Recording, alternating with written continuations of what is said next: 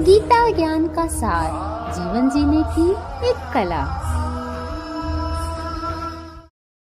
दोस्तों, क्या आपको कभी लगता है कि सावन ही ऐसा क्यों महीना है जिसमें हमारा सावन सोमवारी होता है और भगवान शिव की आराधना होती है, कांवरिया जाते हैं? ऐसा क्या है इस सावन के महीने में? कभी आपने ये जानने की कोशिश की?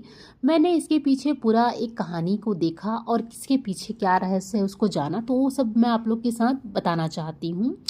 जैसा पौराणिक कथा के अकॉर्डिंग, समुद्र मंथन से जब देवताओं और असुरों से अमृत प्राप्त करने के लिए समुद्र को मथा, तब उसमें से कई वस्तुएं निकली, जिसमें से एक विष था जिसे कालाकुट या हलाहल विष भी कहा जाता है। इस विष से सृष्टि का विनाश हो सकता था, इसलिए सभी देवता भगवान शिव के पास गए और इस विष को संभालने की प्रार्थना की। भगवान शिव ने इस विष को पी लिया, लेकिन उसके गले ने उन्हें रोक लिया, जिससे उनका गला काला पड़ गया था और इसी वजह से नीलकंठ भी कहा जाता है। तो सावन के महीने में ही भगवान शिव ने इस विष को पिया था, इसलिए इस महीने को विशेष रूप से पूजा की जाती है।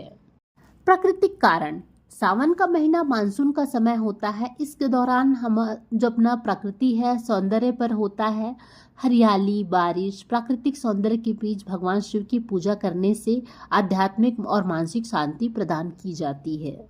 सोमवार का दिन भगवान शिव का होता है और सावन के महीने में आने वाले प्रत्येक सोमवार को सावन सोमवार कहा जाता है। इस दिन विशेष रूप से भगवान शिव की पूजा, व्रत और आराधना की जाती है। ऐसा माना जाता है कि सावन सोमवार के व्रत से भगवान शिव को शीघ्र प्रसन्न होते हैं और भक्तों की मनोकामना जल्दी ही पूर्ण होती है। वैदिक और धार्मिक ग्रंथों में भी सावन का उल्लेख मिलता है। शिव पुराण, स्कंद पुराण और अन्य धार्मिक ग्रंथों में सावन में भगवान शिव की पूजा का विशेष उल्लेख किया गया है। ऐसा माना जाता है कि इस महीने में की गई पूजा और आराधना का फल अनेक गुना अधिक मिलता है।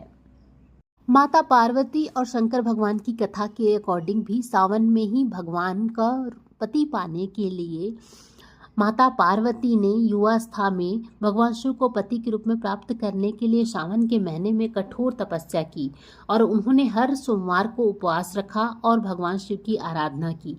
माता पार्वती ने जंगल में जाकर कठोर साधना की और उन्होंने भगवान की शिव की भक्ति में डूबी रही। माता पार्वती की यह प्रसन्नता और तपस्या देखकर भगवान शिव प्रकट हुए और माता पार्वती को दर्शन दिए और भगवान शिव ने माता पार्वती की भक्ति और तपस्या से प्रभावित होकर उन्हें पत्नी रूप में स्वीकार किया। तो ये सब गतिविधियां सावन में हुई। इसी वजह से सावन का बहुत ही बड़ा उल्लेख है हमारे हिंदू धर्म में, इसीलिए सावन में भगवान शिव की पूजा की जाती है और सावन का इतना महत्व है। जय शिव शंकर, जय भोलेनाथ।